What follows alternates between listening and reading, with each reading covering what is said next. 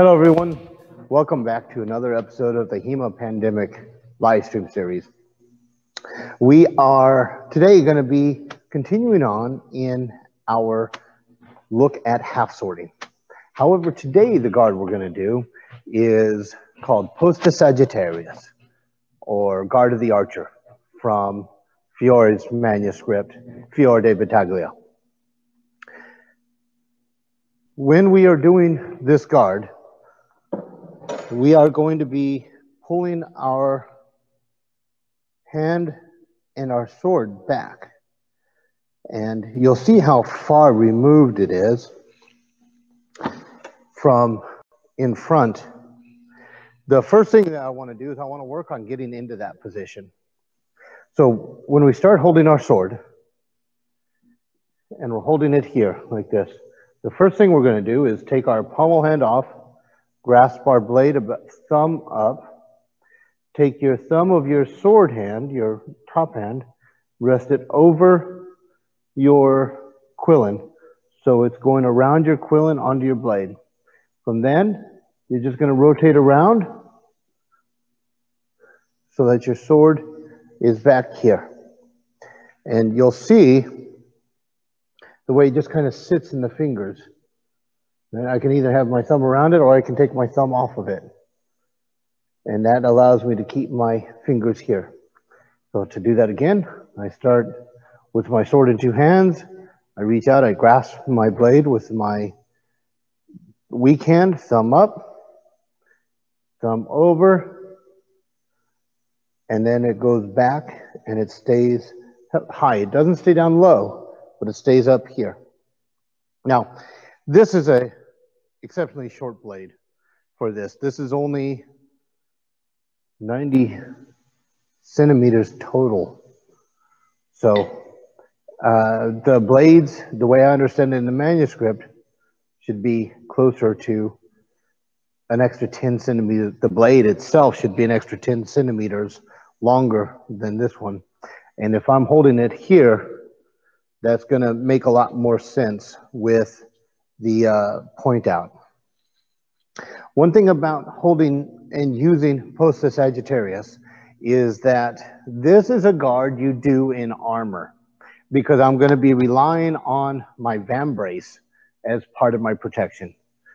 Since we're not suiting up and a lot of people don't have armor, I want to give you an idea of how you can use it. If you are playing with practicing or tournaments, that kind of thing, you can get vambraces from sites like Purple Heart, and they are created by Spess and they're designed to protect it, and it's basically armor. It's just made out of plastic instead of metal. So you can still practice safely wearing those things. So what we're going to do is we're going to start off facing our opponent.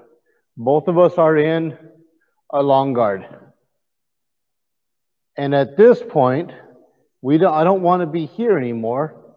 So I'm going to do a mezza volta back with my lead foot.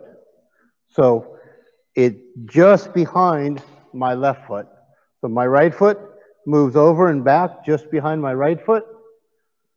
So I start here to get this, because I'm going to step in with my left foot to take a slightly new line. So we start here, and that puts me in this position. Go and switch sides, please. So we start here. I move over, and I'm moving my lead foot back because I want to make sure that if I bring my back foot forward, he can now hit me with a step. And I don't want to risk it. And because I'm in armor, I put myself on a pillar, and this is dangerous. But if I move my lead foot back and over, and he does that step as I step, I'm still able to protect myself with distance. My heel is up off the ground, and as I complete it, I've now taken this new line. And if he stays there, there's a lot of problems. So this is just how I'm getting to the guard. Let's go back to where we were. So we're here. You're not going to do anything yet? Mm-hmm. And that puts me in this new line. Now, from here, what we're going to do is we're going to get in a little closer because we're going to assume now that we're already engaged in the fight. So I'm in here. My opponent is going to give me a cut. Now, there's a lot of people that are of the opinion that cutting against a person in armor is useless. I would like to dissuade you of that fact. They are correct in the fact that the sword cut will not cut through the armor. However, it does ring your bell, especially if they catch you right over the ear. So a good cut to the helmet can disrupt your balance, throw off your thought process. It can create an opening. So it is a threat. So I'm in here in Posta Sagittaria, and my opponent is going to, let me get in front of him, step in and hit me in the head. And I'm not going to move. So this is the blow that's coming in. Now, a little difference. Stay here. Come in closer with me, actually. A little difference between unarmored and armored fighting. Give me that blow again. Yes, sir. Actually, hold on. Let's do it. Let me stand here. You stand here because I want them to see how far it is on my head. Mm-hmm. If we're fighting unarmored, we want to hit with about here, which is what we'll call the sweet spot. It's, let's move back so you can see where it's making contact. So it's developing the most amount of transference of energy into the target, my skull. Go and relax. Unlike Tamashigiri or cutting, he has to worry about his target cutting back. So he's not going to be throwing everything he has into it and putting himself off balance. So this is the unarmored strike. Go ahead and do that again. We're going to hit with what we call the sweet spot for the greatest transference of energy. However, when we're in armor, we don't use the sweet spot. We use what is called the center of percussion, or COP. The center of percussion, every blade has one, but it's slightly different on every blade. So if I'm here and I slap the forte of my blade, there's one spot right about here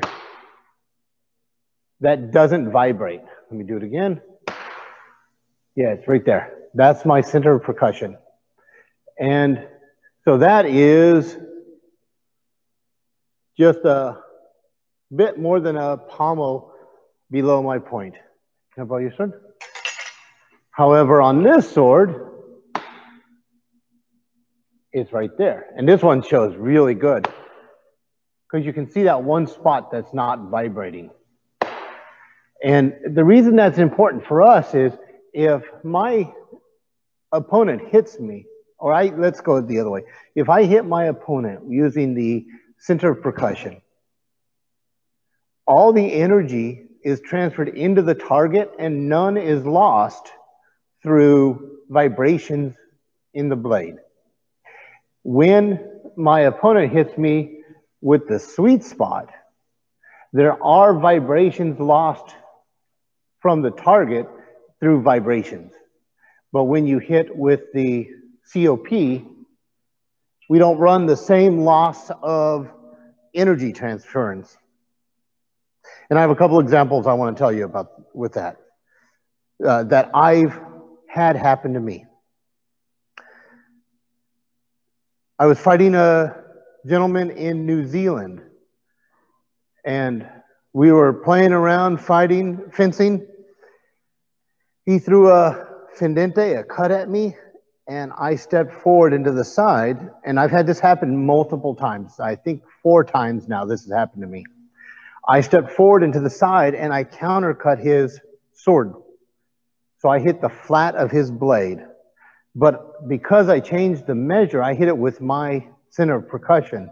So all energy was transferred from my cut into the flat of his blade, and his sword broke. I hate breaking people's swords. Not as much as, well, I don't like doing it.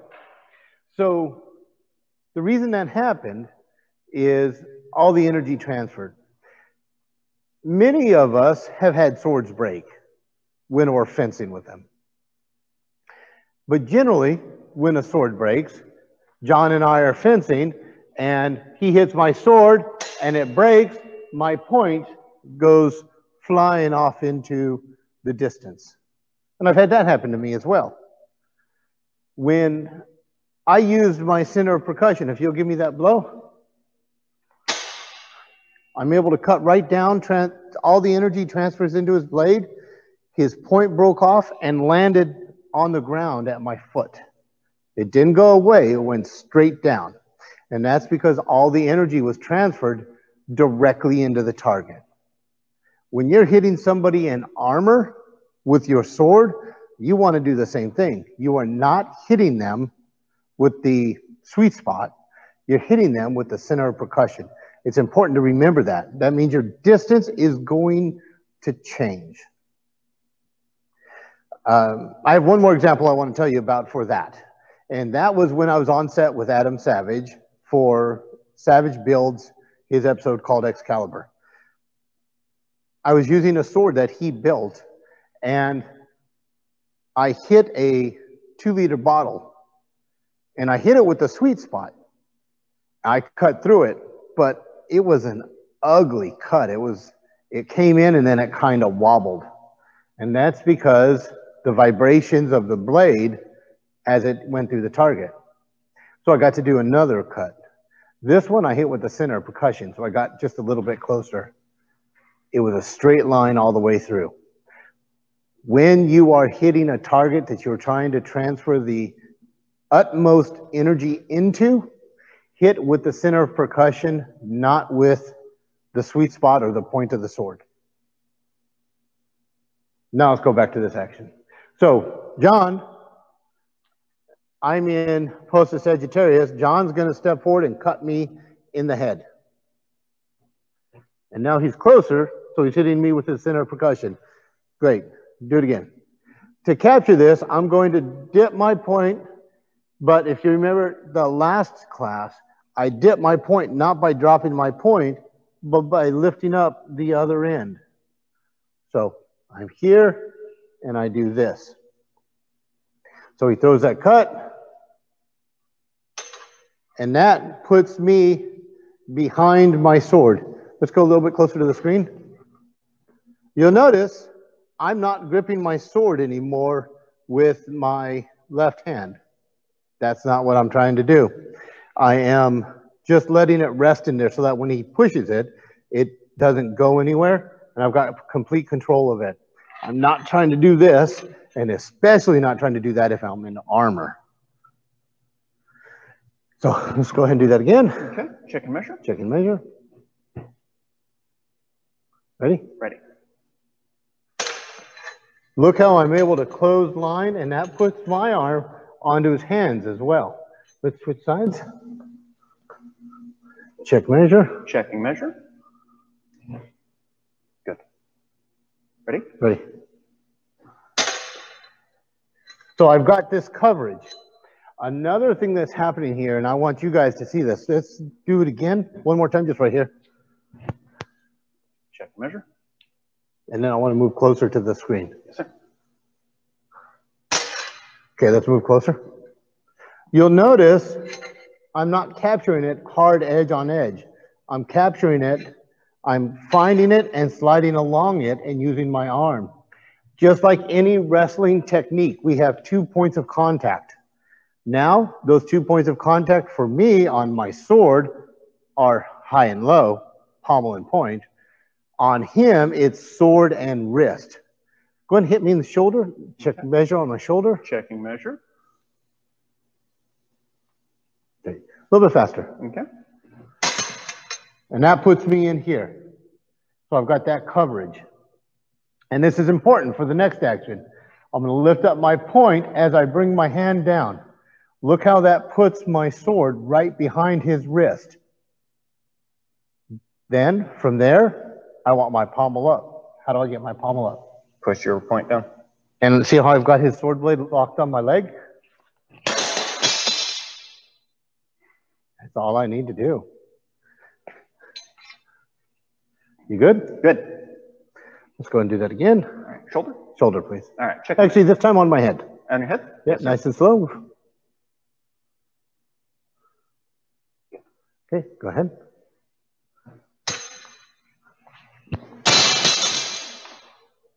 It does. Hold on. It does amazing. Tell them what you're feeling. It's actually quite fascinating here. So in the find, he's sliding across my blade there to rest onto my arms, which then kind of bounces me off balance first and foremost. So when you're getting close to people, attack their structure, knock them off balance. But the moment he's coming into the disarm, as he's pushing down, he's locking my blade to his thigh. Let's go closer. Yeah. And the moment he pushes, and it's so important, the moment he pushes that point down, he is breaking my wrist, wrenching my wrist, bending it right there, and stripping my ability to grip my sword away. He's wrenching my thumb here off of my grip. Now, what's this? Hold on to your sword. You got it? Got it. Let's move back just a little bit. Got it? Don't hurt yourself. Got it. Ready? Ready.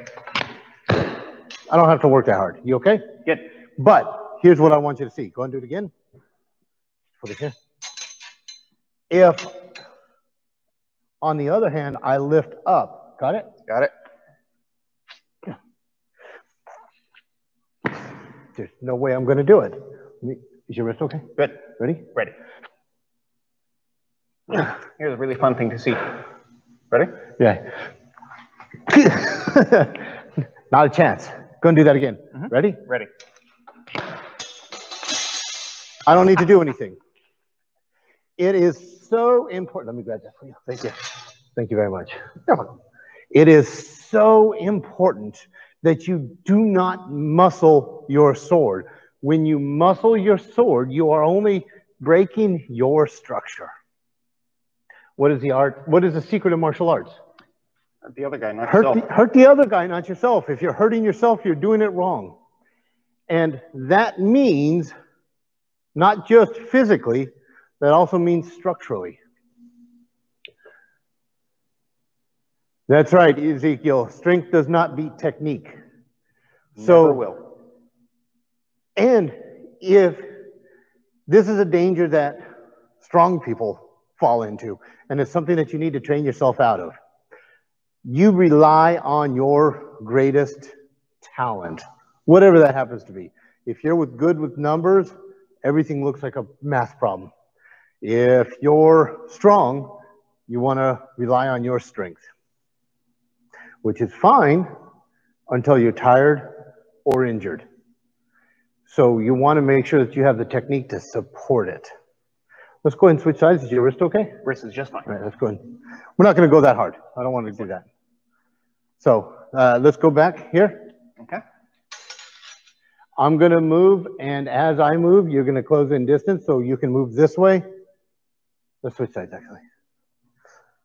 So now you're going to move this way and countercut me. Sounds good. Switch feet. Ready? Ready. And it just falls into place. And as I pull that up and I strip it from his hand, let me just go and put your wrist back. And I strip it from his hand and I pull him.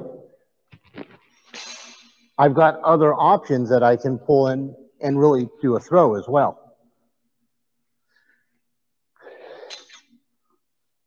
Good? Thank you. Yes, sir. So let's do that again, please. All right. Ready? Ready. And I'm not going to go any further than this because we don't have the protection. Because at this point, let's turn around. I've got my right foot forward. At this point, I would pull it in and step into his leg as I use my point or my blade just to push him over. Even with a mask and a bib, I would not trust that. with one of the soft gorgets that we see being used in tournaments, I would not trust that, because it's my point and everything right around his trachea. If they're wearing a 15th century style helmet that has Aventel off the helmet, it's going to hook right in that Aventel, and it's just going to be a lovely thing for me. Him, on the other hand, not so much. I'm going to have a lot of fun with that. So let's do it one more time. But then, actually, I want you to do it to me. You can do this. Yep. Thank you. All right, so just go into guard. Okay. All right, checking distance. Checking distance. Oh, yeah, that would be lovely. All right, so lift up your pommel, step around, put your hands on mine, on my arm. Yeah, there you go. There it is. Now, lift up your point and pull your arm in. There it is. Now hold it. Let me get that off my... Thank you. Well, keep that point low. Keep that point down, because it's now I need to lift. Wait, no, I'm sorry. Point up. Yep. Because that's where you're at. Now, push your point down. And there's that lock. Yep. Go back. Just go ahead and push your point down. Go ahead and take it. Fascinating. I'm not gonna be able to hold on to it. When we add like the gauntlets, the hourglass gauntlets, it's gonna be even more powerful, because that's actually gonna hook right behind my gauntlet, and it's gonna hook on my gauntlet, and it's now my armor becomes a locking mechanism for my joints, and it makes him more powerful. Armor is super protective, but it also makes joint manipulation more powerful for someone else, because out of armor, I can move and I can flex my arm. When I'm in armor, I lose all that mobility, and so I'm already in a partial joint lock. So it's important to understand what the armor is going to do to this. Let's do it again. Let's switch sides. Okay. Nice and slow. Check and measure. Okay. There we go. Ready? Ready. There it is. Oh, look at that. Look at that. Now, he goes ahead and go ahead and just rip it out of my hands. Right? And then as he does that, he steps behind me with this one. So now he's got me here. Oh, this is going to be really bad to me. Now, all he does is he goes like last class. He lifts that pommel up this way, taking his point behind your head. Behind your head. Oh, there it is. Because I'm here. Look how badly my structure is broken because he stepped into me. Go ahead and just point behind your head. And I'm in. Just curls him right up. I'm in bad shape. Let's go and do that again. All right. Check and measure. Ready? Ready.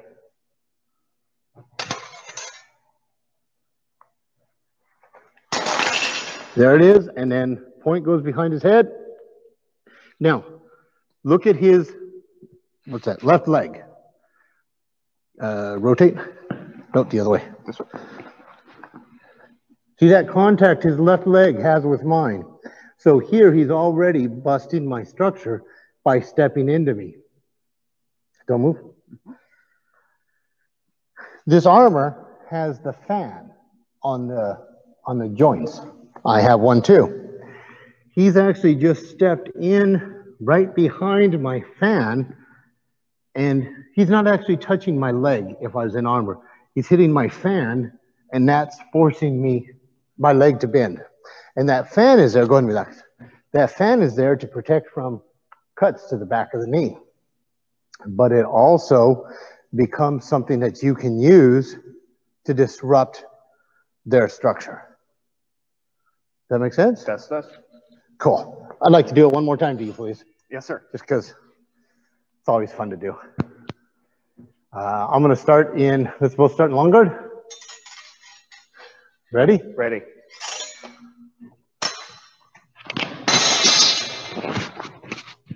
And that's all we've got. You'll notice his sword did not stay close to me. It went flying. We were drilling something similar to this in armor class. And I was watching, they were all in armor, and the sword came flying at me, and I literally had to leap over the sword as it flew past me at about shin level. Do you remember that night? I do remember that night, yeah. That was a good time. I was very happy with how successful they were. So with that, we're going to close up, but before we do something that I haven't in class, that I haven't done here, that I want to restart. And that is, I want to ask John what he learned today. We have people say what they learned for two reasons. One, if you repeat what the instructor said to you, you are only borrowing the information. But if you can take that information and put it into your own words, you now own this information and it's yours. And I want you to own this information. Second reason is that John may say something that was very similar, exactly what I said, but with different words. And when you can hear something, the same idea in different words, it clicks for different people. So this is an opportunity that we can continue to learn from one another. And to be honest, that's what I'm doing as well. I use this opportunity every time I hear a student say something, I get a new vocabulary, a new way to vocalize thoughts that I've had and things I've done. John, please tell us, what did you learn today? So one of the most important pieces that stand out for me, and this is my second time really working on exclusively half sorting. So feeling how the techniques of half sort really function.